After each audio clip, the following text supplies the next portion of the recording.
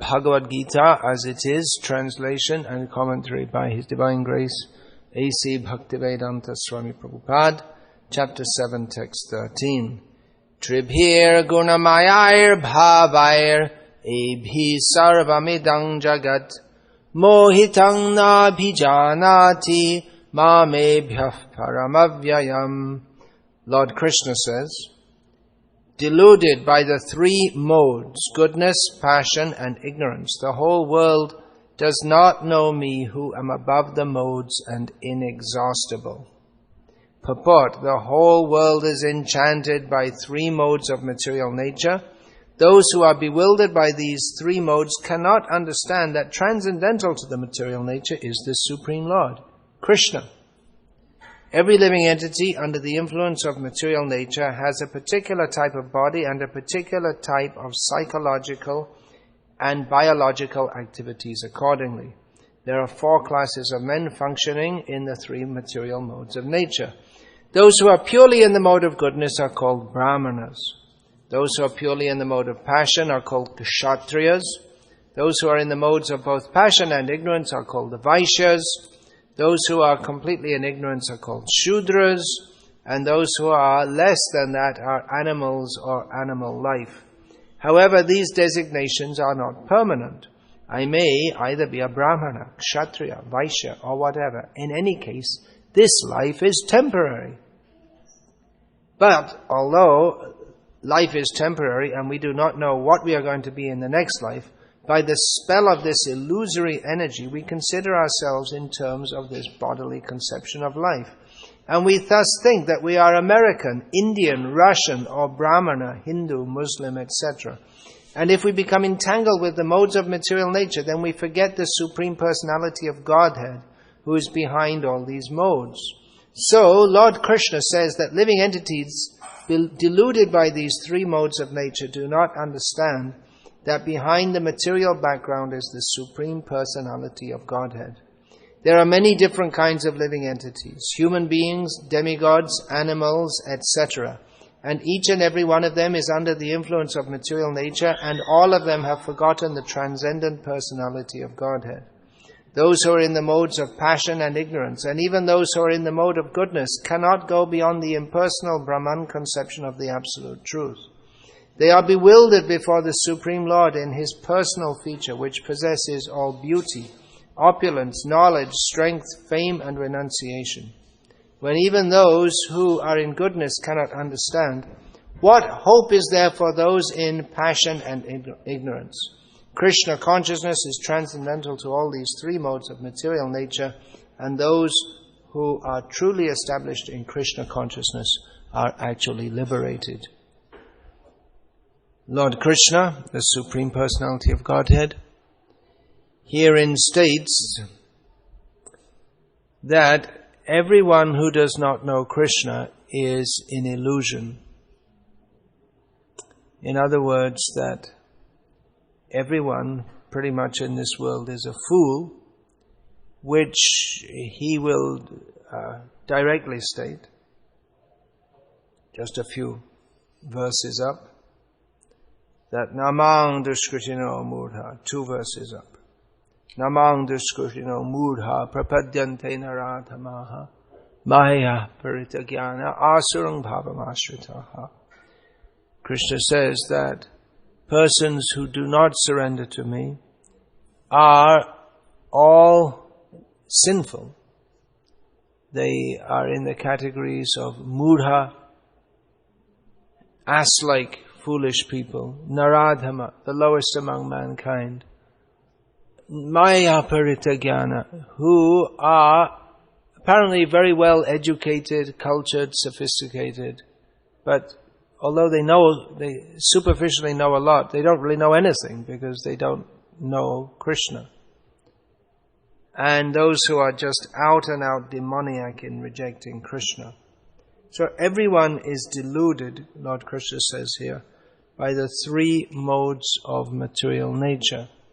Thus we find that there are many ideas in the world, many belief systems, dogmas, world views, but all are wrong. Only one is right.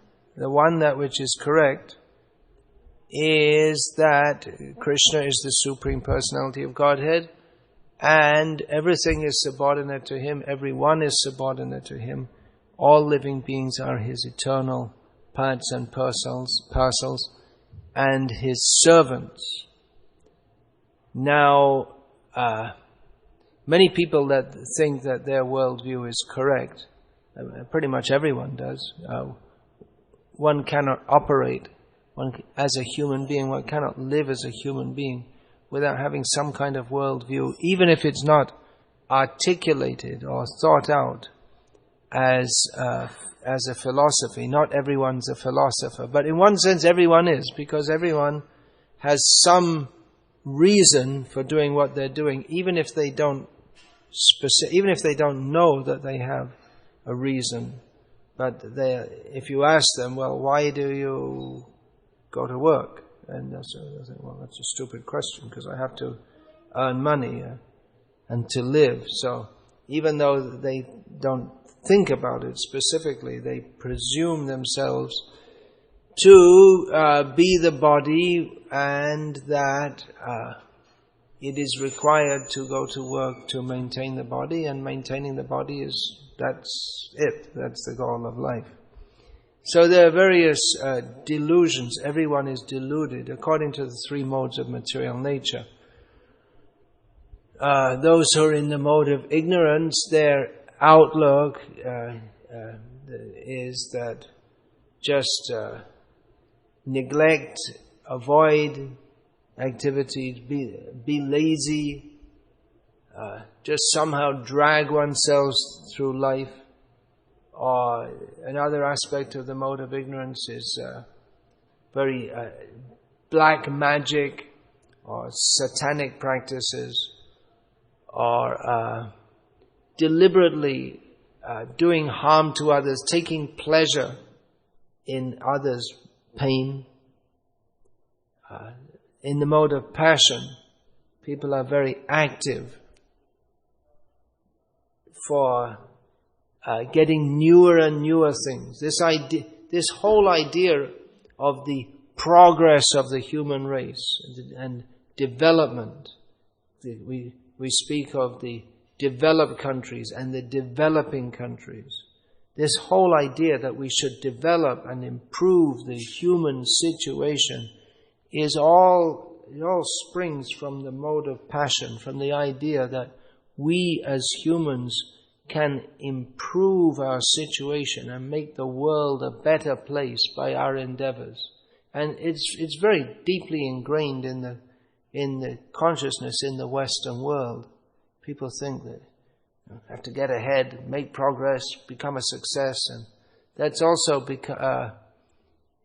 all that's being exported all over the world, so that in India, among the large middle class, it's considered that one has to become a success, which is measured in terms of one's educational qualification and earning money. So this is all delusions of the mode of passion. That you see, America is such a great country because every city has so many big buildings. It's developed. But this is all in the mode of passion, because what is the actual benefit there? In the mode of goodness, it's a different outlook altogether. That the idea that real development and real progress is not by rearranging matter in various forms, mining various minerals and processing them and rearranging them as buildings, motorbikes, bridges, electrical appliances. But in the mode of goodness, the understanding that real development is development in spiritual understanding. But even that is a delusion, or gives rise to delusion if one does not surrender to Krishna. If one is spiritual, but doesn't understand the Supreme Spirit is Krishna, the Supreme Controller, then one is also in delusion. So everyone in this world is in delusion, and the only actual path is Krishna consciousness. Now we may think this sounds like some kind of fundamentalism. Everyone's going around saying, well, if you don't bathe in the blood of Jesus, for instance, whatever that means, we're not exactly sure what it means. It doesn't sound very pleasant. What do you have to do? You have to stick a spear in the side and get some blood out. So you have to bathe yourself in the blood of Jesus, and the Lord is coming soon. He was expected on May the 21st, but he missed the bus or something. Didn't quite make it, but took a wrong turning. But never mind, he's coming soon, and you better get ready. So it may sound like fundamentalism to say that this is the only way, but this is not fundamentalism. We should be able to understand, if we are at all sober and clear thinking, not very common qualities, because we're in the world of delusion. But if we are actually, as Srila Prabhupada, he translates that verse, what is that verse? I'm not remembering now, but in the English he says that if one is actually sober and philosophically inclined, he uses these terms, one should be able to understand that there is actual reality. There is an actual proper understanding of things as they are. It's not that, well, you can believe anything you like and it's all the same. That's one common theory one theory that's common in the world today, that, well, you just believe whatever you like and everyone can believe whatever they like and it all comes to the same thing in the end. But that's not a fact. It's not that it all comes to the same thing in the end. Well, in one sense it does, because this fan, can we turn that off? It's air conditioner. We can't do anything about it, except turn it down maybe. Alright. In one sense, all beliefs are the same. They all lead to the same goal, or they all lead to the same end. All beliefs in this world, they all do lead to the same end. That's true. They all lead to repeated birth and death. So the popular saying, Joto mot toto pot, which is sometimes translated as all paths lead to the same goal. In one sense, that's true. In the sense that if we don't know what the real path is, then we simply, all paths will simply lead us to repeated birth in this world, as Krishna will state in the 9th chapter. Ashadadhana purusha dharmasyasya parantapa aprapya mang nivartante mrityu samsara vatmani.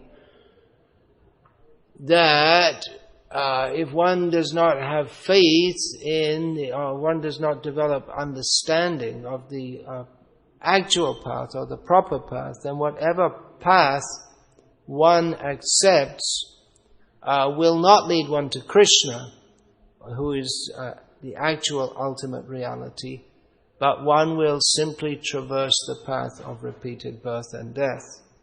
So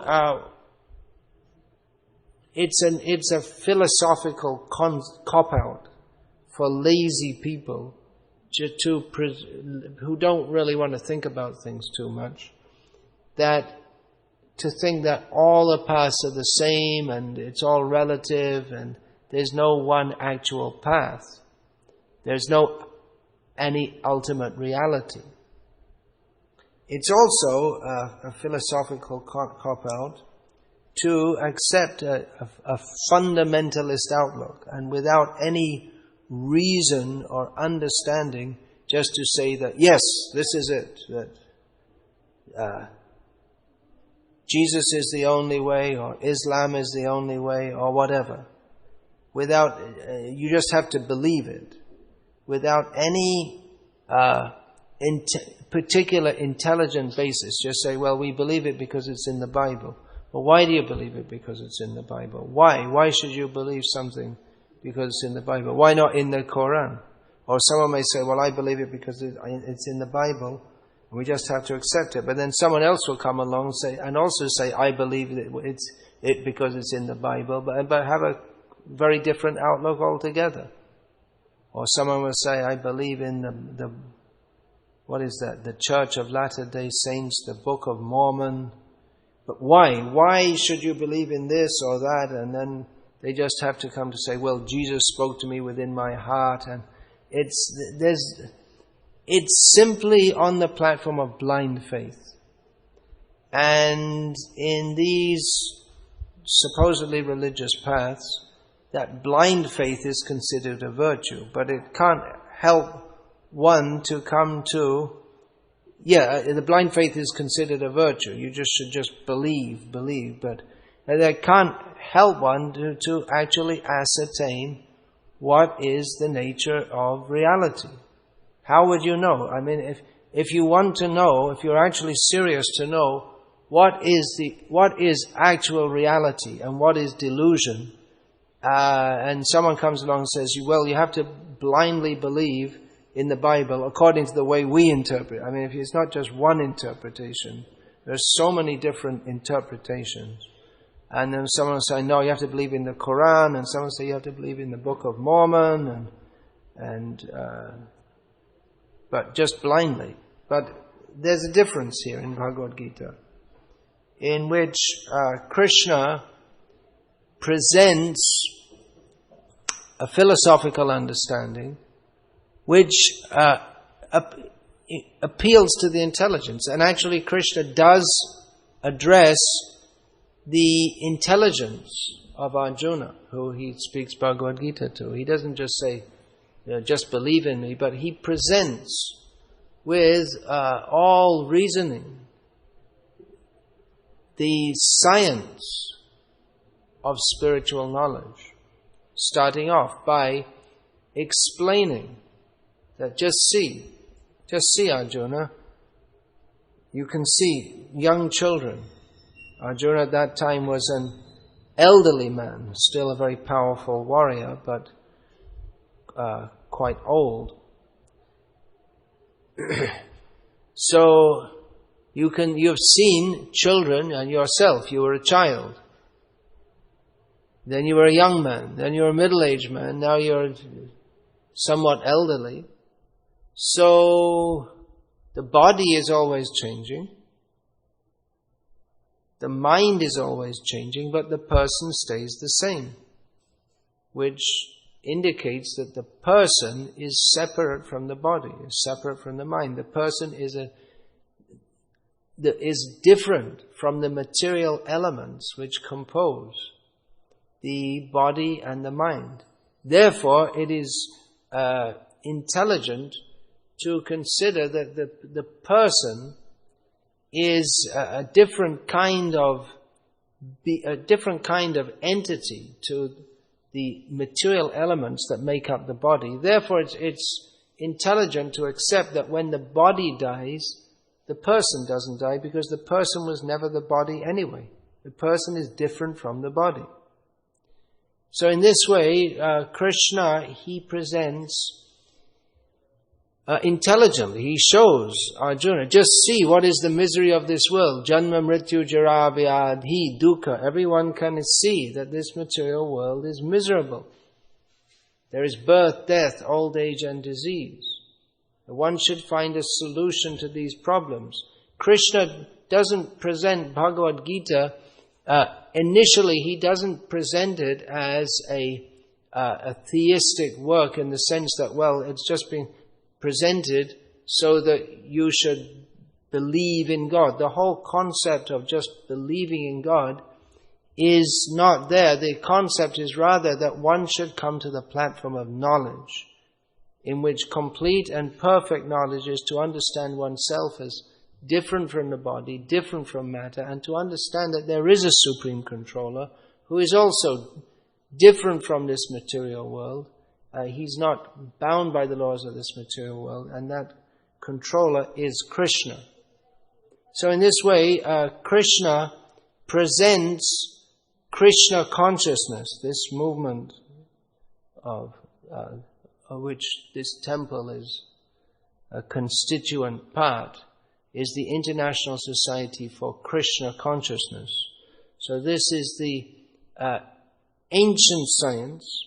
Ancient means, actually it's eternal, but from the temporal perspective it is ancient. It's the eternal science of knowing the relation of the soul with the Supreme Soul, who is called Krishna, is a person. Not just some amorphous entity with no name and no being, just this idea that the Supreme is simply some light. That is another delusion. So many ideas in the world. This, I don't know about now because I didn't, I'm not a regular TV watcher.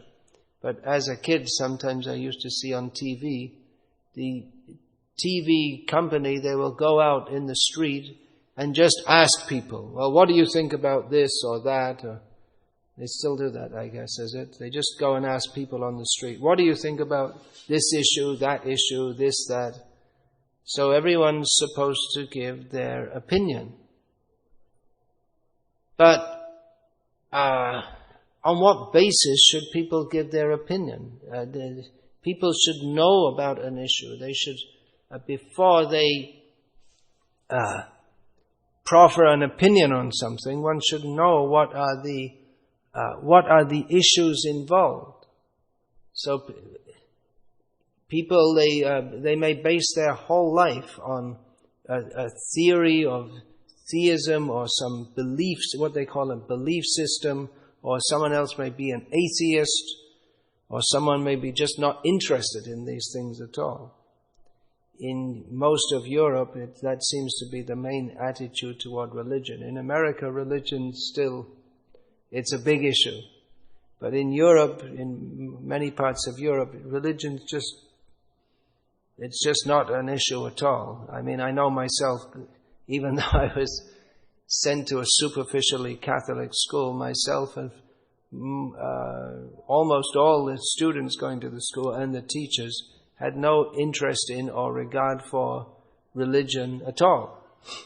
It was just a formality that it was called a Catholic school. It was just, religion just wasn't an issue. It was just something we never thought about or discussed, and it's just not there practically. So, but that's also that ignoring religion is also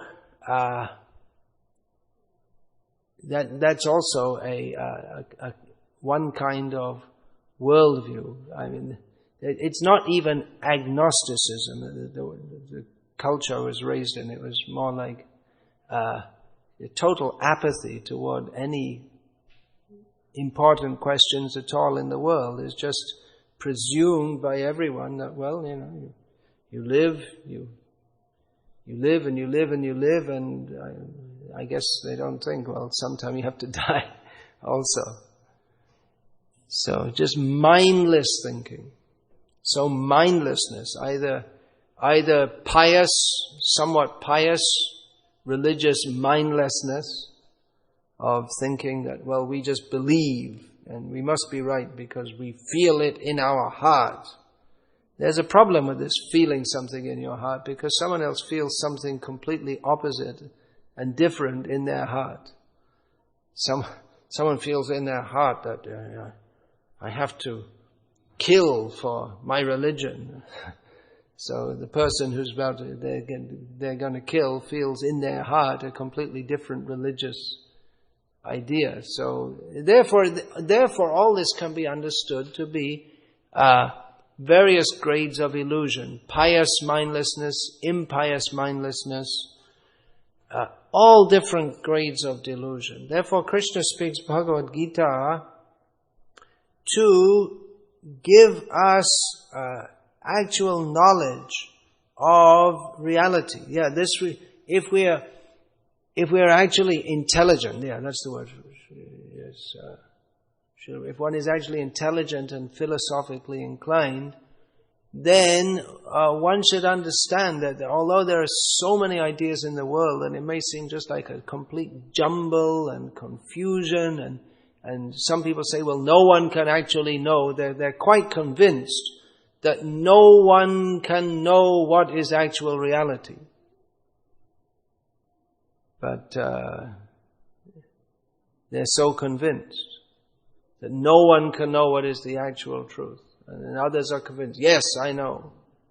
But beyond all this jumble of various delusions and ignorance, Krishna gives factual knowledge in Bhagavad Gita. Now we may say again, that's just some kind of fundamentalism, but it is, Srila Prabhupada always presented this as the science of God consciousness. And Krishna himself presents that as the science of knowing one's own position and one's relation with the Supreme. So there are science means there are certain verifiable facts. Unless we're completely skeptical about everything, someone can doubt everything. There was some philosopher in America some time ago who his philosophy became quite popular. He promoted that, well, we should doubt everything. That's actually one of the principles of the so-called scientific method. You should doubt everything. So he promoted, don't believe anything. And then his philosophy became quite popular until he announced that, well, I doubt my own philosophy. But actually you can't live like that. You can't live in doubt all the time. You couldn't eat anything. If you doubt that the food is actual food, maybe it's just maybe this bread in front of me is actually a piece of plastic. It's a plastic imitation bread. Or maybe someone poisoned it. Or maybe the laws of the universe or the laws of biology change so that if I eat this bread, even though it's perfectly good bread, it will of course it will poison me. Of course, bread or any food nowadays, it does poison us because it's all full of poison. But some more quickly acting poison. It doesn't. Most food just slowly puts the poison into you, and then you get cancer or something later on. But there are more quickly acting poisons also. Anyway, we can't live on a platform of doubt. We couldn't walk. We couldn't put one foot down if we thought, well, maybe that's not really solid. Maybe it's just an illusion, and it's someone's made some artificial flaw there, which if I put my foot in, it'll fall through. I mean, it sounds stupid, doesn't it? But the point is that we don't live in doubt all the time. We accept that there is reality at some level. But then, as Krishna points out here in Bhagavad Gita, the reality that we accept, by accepting this world as reality, then we are trapped in the reality of birth, death, old age and disease. That's real. Krishna gives us the method by which we can become free from that. So, an intelligent person should understand that although there may be many, many, many theories, something must be right. Some understanding must be correct. It's not that everything is all wrong, or there's no actual platform of reality. That is called shunyavad, when everything is rejected and everything is just becomes a big skeptical zero. But there is reality, and that is revealed in the Vedic scriptures. This appeals to a person who is actually intelligent and philosophically inclined. That reality is Satyam Shivam Sundaram. Actual reality is real in all phases. The word that Krishna repeatedly uses to describe himself in Bhagavad Gita, as in this verse which I've read today, is avyayam, which means that he doesn't decline. That which is actually real, it is not subject to destruction in the form of time. There are many aspects of this supreme reality. Siddhanerastakuhakam. He's always beyond. Krishna is always beyond the what do we call that? Kshaya, that deteriorating effect of time. Krishna is always beyond that. He's always beyond illusion. He is the ultimate substantive reality on which this whole illusory world is operating in forgetfulness of Him. Everything is related to Krishna. This material world appears to be real, but what appears to be real, it's unreal in the sense that it doesn't last. Just like Srila Prabhupada writes here in the purport, that everyone thinks, I'm an American or I'm an Indian, wave the flag. But what is this America? It's an entity. It's a phenomenon that has been imagined for less than 300 years. Right? The land was here previously. How old is this country? 200 and something years? Right, so it's less than 300 years.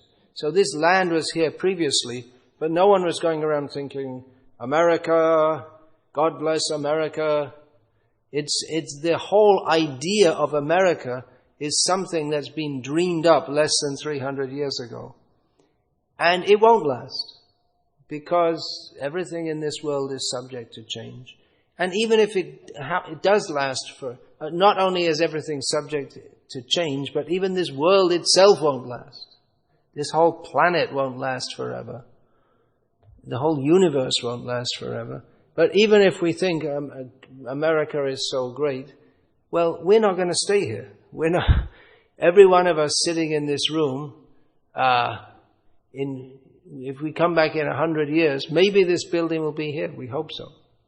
But we all won't be here. We all have to get out of the situation we have. There are so many millionaires living in this affluent city of Dallas, but that's all an illusion, thinking I'm a millionaire, because it's momentary. Flick your fingers. According to Einstein's relativity theory, if you flick your fingers on a planet which is further away from the sun, then the moment, one moment is longer than a moment on this planet. So that's described in the Vedic literature, that there is Lord Brahma, who's the topmost, on the topmost planet of this universe. And in his planet, one moment of time is thousands and thousands of years on this planet. But even he has to die. So, what is the nature of this world? Why take it so seriously? Is there not something beyond all this? Yes, that is Satyam. That is the Param Satyam. Krishna, who is inexhaustible. There is the world of reality beyond this ridiculous drama of ourselves we all take ourselves so very, very seriously as we jump around in different bodies for a short time. We all think we're very, very important. I'm very important. The dog on the street also. Of course, you don't have street dogs here. In India, there are literally millions of them. They also think they're very important. Everyone. The ant also thinks I'm a very important ant. Of course, he doesn't have a very developed intelligence as far as we understand, but within his own capacity, he takes very seriously what he's doing. But it's all meaningless. So what is meaningful? that is Satyam, who happens to be Krishna. Shivam, God is good. God is good. Not so indisposed towards those who neglect Him that He will burn them forever. He's a better person than that. He is actually a well-wisher. So He is all good. And if we approach Him with an honest consciousness of wanting to serve Him, then Krishna will very kindly accept Him. So Satyam, Shivam, and God is very beautiful. This we should make known to the pious people of America who believe in God. He's very beautiful. Just see how beautiful these paintings. I was told that these paintings here in this temple were evaluated as having a value together of approximately $800,000. That's quite a lot of money. But Krishna is more valuable than any millions of dollars. Krishna's beauty is Kandarpa Koti Kamaniya, Vishesha Shobham. His specific beauty is more attractive than that of millions and millions of gods of love.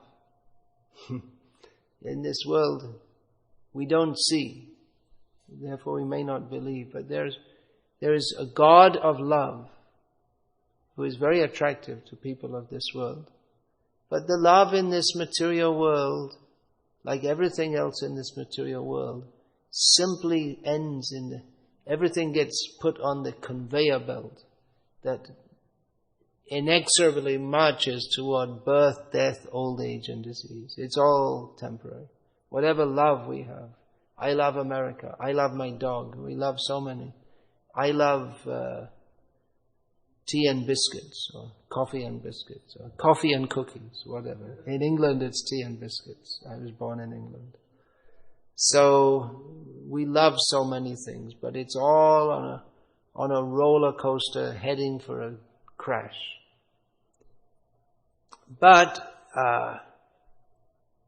Krishna is the transcendental God of love. Means He's not affected by time. It doesn't end in bitterness and suffering as love in this world inevitably does, but is always increasing. Krishna's beauty is always increasing. His love is always increasing. There's nothing bad or undesirable there. Everything is totally desirable and totally satisfying. So this is the great science of Krishna consciousness, to understand reality, understanding that everything else is a delusion, and therefore one of the duties of the members of the Krishna consciousness movement is to point out to the people of the world that everything here is a delusion. Reality is not of this world. Reality is not of a plane in which there is repeated birth and death with struggle and suffering, but we are meant for happy life. And all other things, trying to be happy in this world, on the terms of this world, it's simply a delusion. So many varieties of delusion. So devotees of Krishna, they should not be victimized by these delusions. That's the symptom of a self-realized person. It's not victimized by the various delusions of this world. He sees initially with the eye of Shastra, of Vedic knowledge, by which he can understand that all these different theories, this mindset that we are programmed into in school and by the mass media and by the whole culture, that life in this world is meant for enjoyment and God bless America and Well, so many different ideas, whatever they may be. If we examine all the philosophies and ideas and theories of this world, we'll find them all to be lacking. But Krishna consciousness that is fully adequate in all respects to satisfy every single person. Now we may say, well, this sounds like fundamentalism, but then examine and see that we see Srila Prabhupada, the foremost propagator, or practically the only propagator of Krishna consciousness in the Western world.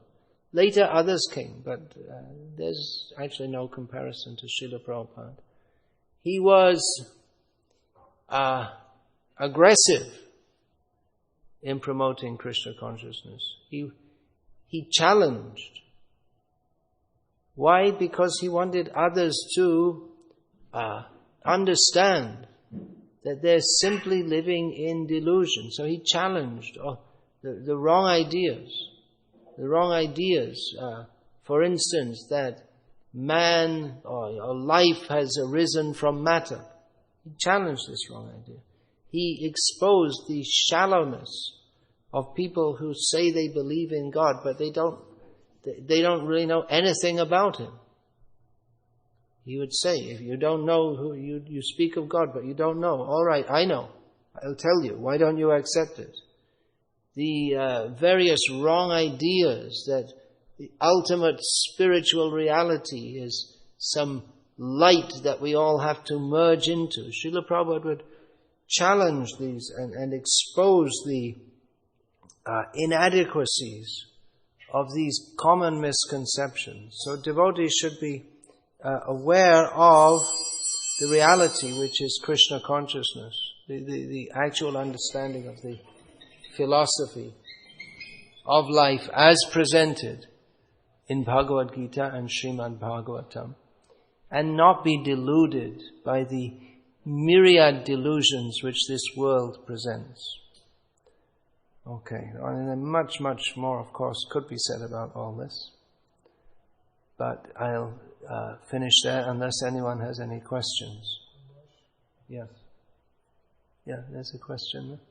Is in the heavenly planets, given the demigods are under the control of the material world, three modes of nature, I would like to know what modes in particular are they under? Even ignorance?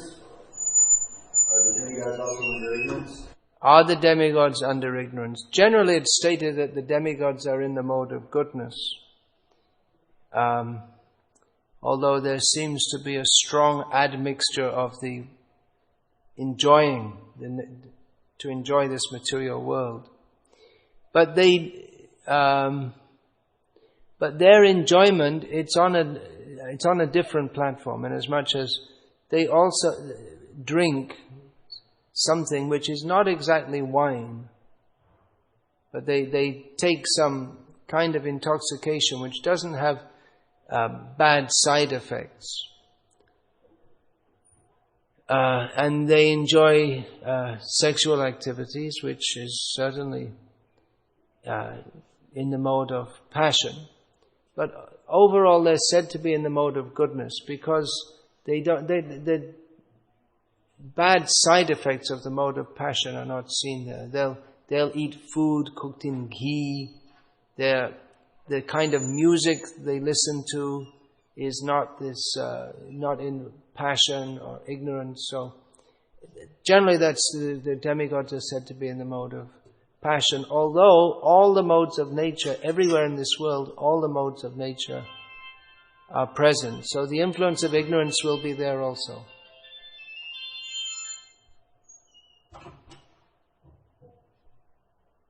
In the heavenly planets. Yeah. Yeah, you have a question? Okay. All right, next the microphone can come here.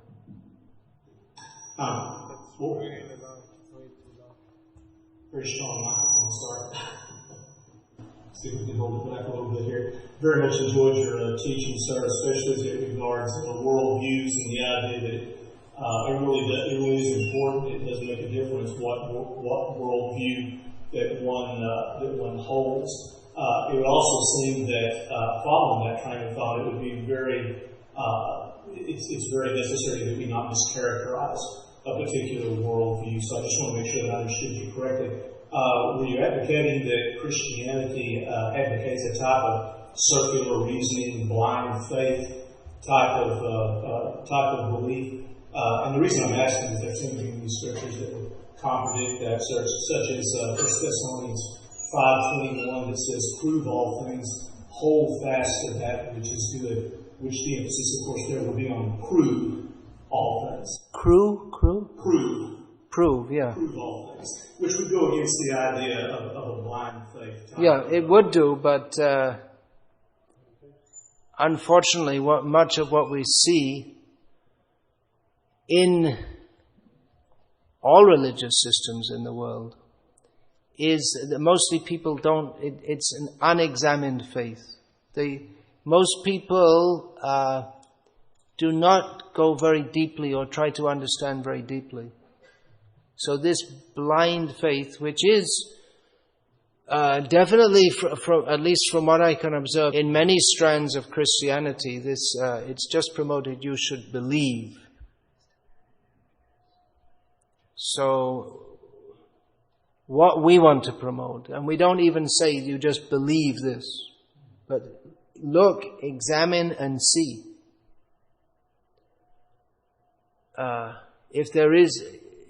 If we look, examine and see, if we're actually intelligent, we should accept that there is a supreme controller, that there is God. Then we should find where is the developed knowledge of God and of how to approach Him. If we intelligently accept that there is a supreme controller, then it's also intelligent to accept that the very fact that we have intelligence and the proclivity to try to understand God or to approach God suggests that He also has a means to communicate with us. So that means is in the form of various scriptures which are revealed in various times and places and circumstances in the world, and persons who present those scriptures. But there may be different levels of understanding also. So let us examine and see. Blind faith is not good. It's not a strong platform. One can easily be misled into either just sentimentalism or fanaticism like that. Yeah. I would agree with you fully. It sounds like maybe your bone of contention might be with some of the ones who have some of the practices rather than the actual teachings of the old. Exactly. Yeah. We're in agreement there. Thank you, sir. Thank you.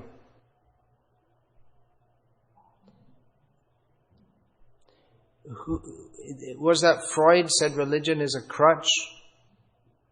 It's a psychological crutch. Well, for many people it is. But here in Bhagavad Gita, Krishna exhorts Arjuna to understand. He repeatedly asks him, have you understood? Have you understood? Yeah.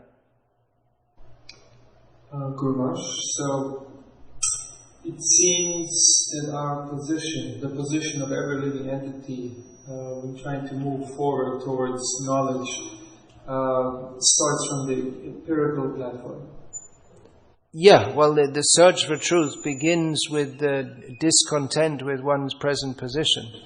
But even when it comes to, okay, we have... Excuse me. There may be various levels, just like in the Vedic culture, there are people who, without examining their existential position, they as Krishna says here in Bhagavad Gita, the Veda Vada Rata, they simply follow some religious rituals without really thinking about it. So the platform of spiritual inquiry begins atato brahma jignasa, when one inquires, what is the actual nature of spiritual reality? One may be following religious rituals within the Vedic system, but one is simply religious. One hasn't really thought. When one starts to see the nature of the temporality and the suffering of this world, then he's a candidate for inquiring into the nature of spiritual reality. Yeah. Before I actually present my question, I have to see that we agree on certain premises. Yeah. So if I was just correcting my observation. So the premise that we start from the empirical platform, would that be correct?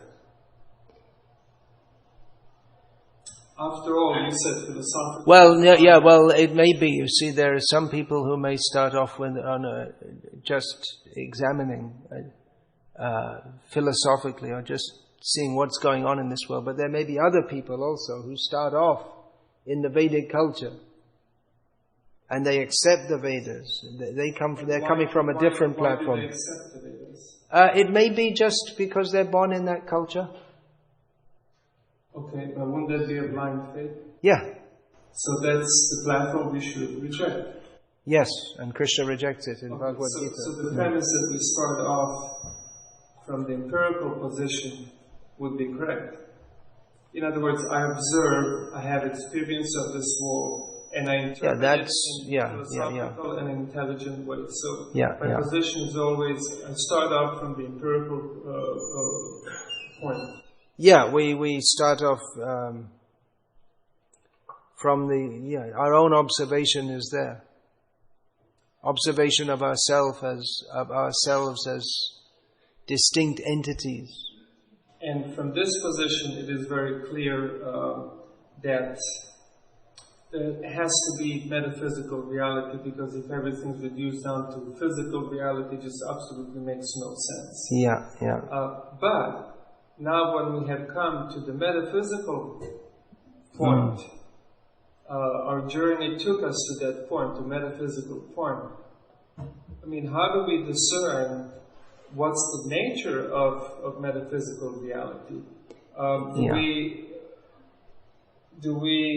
we again left with our empirical quest and tools, or should we really go and try out every single so-called metaphysical process before we find one that's consistent? Of course, it's not possible to find out every single process. If one tries to examine philosophically so many things, there will come a point which it doesn't take if one is sincerely trying to seek out the nature of reality, it doesn't take very long before one comes to the point of confusion and understanding that you're not going anywhere. You're like a dog chasing its own tail. How far you can go with your own mind and intelligence, it's very limited. And at that time, if one has the inclination to, or one can discern or intuit that there is a greater power beyond me, that is my well-wisher, then one will pray to that person, even though one may not know who that is, and the grace of God will descend in the form of a person of this world who can guide one through this jungle of various ideas. That's described in the Chaitanya Charitamrita. Brahmanda Brahmite Kono Bhagyavan Jeev Guru Krishna Prasade Pai Bhakti Lata Bij. That one receives a guide on the path who one can intimately trust by perceiving his character, and that what he teaches actually helps one to progress. Now, there may be various gurus. I'm speaking about guru, one who can guide us. Teacher, who can guide us through this. But there may be various teachers also at various levels of realization. So it may be that one progresses, but then again finds discontent. And it may go on even for many lifetimes like this. So even at that point, one's again left to deal with the... Yeah, ultimately it's experiential. Ultimately it's experiential. Everything is, even knowledge.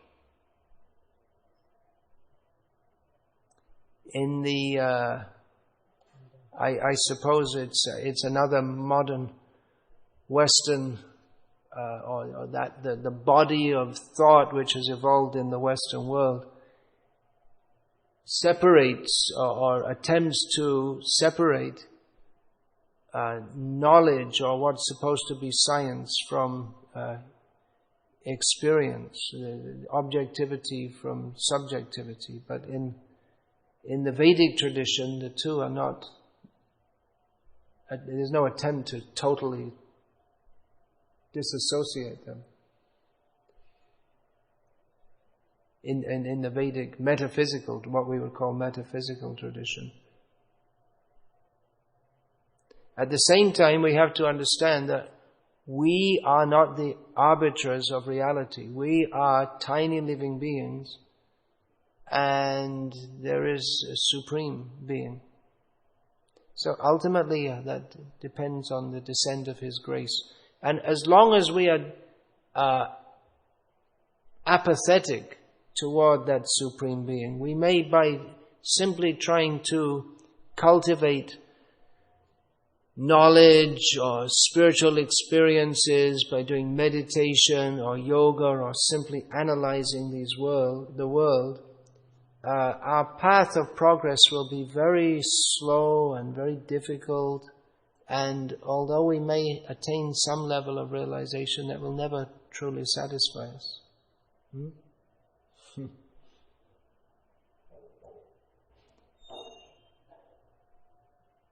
That verse is there. What is that? Klesho dikhatarastesham avyakta sakta chetasam. What's the next line? Avyakta hi gatiya dukam dehavadbhiravapyate. That those persons who try to make spiritual progress avoiding the reality of the personality of Godhead, the supreme controller, all beautiful, all loving, all kind. By avoiding Him, then we simply we go through many, many difficulties. And if we simply accept that, yes, I am a servant of Krishna, so let me serve Him, then immediately our path becomes very clear, because that is the correct path.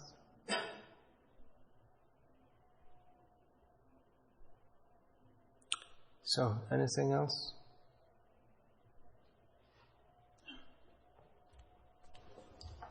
All right, so thank you very much. Yeah, all right. In the purport, it said, we read that those who doesn't understand Krishna, they are more of ignorance. Sorry? Those who doesn't understand Krishna, they are more of ignorance. Yeah. So, some of we really understand Krishna and sincerely accept, try to progress in spiritual service. What is our situation?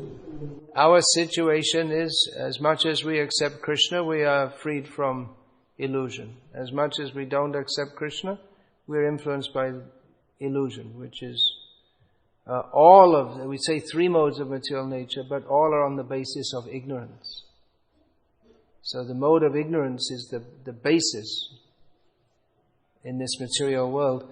Therefore, in the next verse, Krishna says, the very important verse, Daivihi esha gunamayi mama maya durate yamameva ye prapadyante maya metam tarantite. This whole world is the world of illusion. So it's very difficult for us to get free from that. Just like if you're in the ocean, it's everywhere. You're just swimming, and where are you going to go? There's only water. If you want to get out of the water, how are you going to get out of the water? Because there's only water. But if we surrender to Krishna, then we can very easily cross over this ocean of ignorance. Krishna will come and pick us up out of the ocean.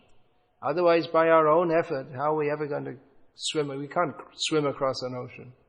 So like that, we're tiny living beings in a vast ocean of ignorance. But Krishna can lift us out. By our own effort, it's very difficult. Effort is required. We have to show Krishna that we're serious. But ultimately we're dependent on Krishna's mercy. Hare Krishna. So thank you all for coming. Hare Krishna. Yes, thank you. Yes, we should be inquisitive. This is the human life without this, without the quest to understand God. It's a wasted life. Even ritual, formal religion, we should think, use the intelligence that God has given us. Think means in the way that He guides us to understand. Right? Hare Krishna.